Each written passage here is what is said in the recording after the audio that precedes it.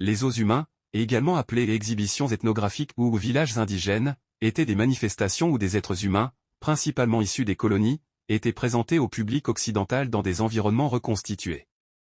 Ces expositions ont prospéré du début du XIXe siècle jusqu'à l'entre-deux-guerres, reflétant les mentalités coloniales et racistes de l'époque.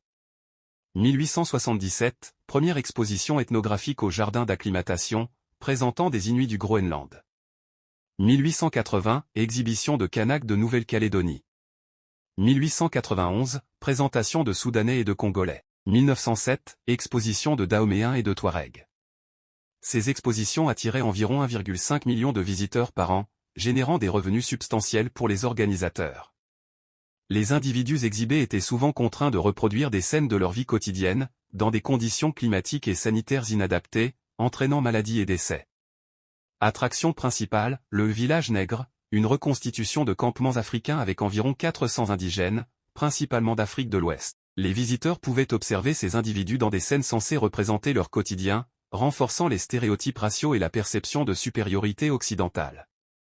Organisation, sous l'égide du ministre des Colonies, Paul Reynaud, avec la participation de gouverneurs des territoires français.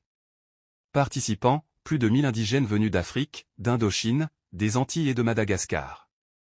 Cette exposition visait à glorifier l'empire colonial français, présentant les colonies comme une extension naturelle de la France et justifiant la mission civilisatrice. En 1892, 33 Amérindiens Kalina de Guyane et du Suriname furent amenés à Paris pour être exhibés au jardin d'acclimatation. Parmi eux, 8 moururent de maladies dues aux conditions climatiques et sanitaires déplorables. Leurs restes furent conservés au Muséum national d'histoire naturelle. En septembre 2024, une cérémonie chamanique s'est tenue au Musée de l'Homme en présence de députés, pour honorer ces individus.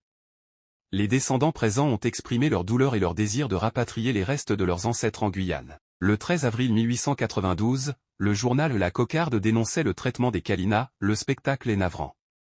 Ayant à peine la force de marcher, tous leurs services se bornent maintenant à faire 1 ou 2 fois le tour de leur campement, toussant, crachant, geignant, ce ne sont plus que des squelettes propres à aller enrichir les collections ethnographiques et les galeries anthropologiques du Muséum d'histoire naturelle. Ce témoignage illustre la prise de conscience naissante de la cruauté de ces expositions. En décembre 2023, une loi a été promulguée en France pour faciliter la restitution des restes humains conservés dans des collections publiques à des États étrangers. Cependant, cette loi ne prévoit rien concernant les territoires d'outre-mer, laissant en suspens la question des restes des Kalina. Le Musée de l'Homme a exprimé son soutien au retour des restes en Guyane, mais des démarches administratives et législatives sont encore nécessaires pour concrétiser cette restitution. Les os humains ont joué un rôle crucial dans la construction et la diffusion des stéréotypes raciaux. Ils ont légitimé le racisme scientifique et la hiérarchisation des races, tout en justifiant le colonialisme auprès du grand public. Selon l'historien Pascal Blanchard, ces expositions avaient 3 fonctions principales: divertissement, offrir un spectacle exotique au public. Légitimation du racisme, rendre le racisme populaire en montrant la différence. Justification du colonialisme, démontrer la mission civilisatrice des empires coloniaux. Ces expositions ont eu un impact durable sur les perceptions culturelles et raciales, dont les effets se font encore sentir aujourd'hui. Les os humains représentent une page sombre de l'histoire européenne, illustrant la déshumanisation.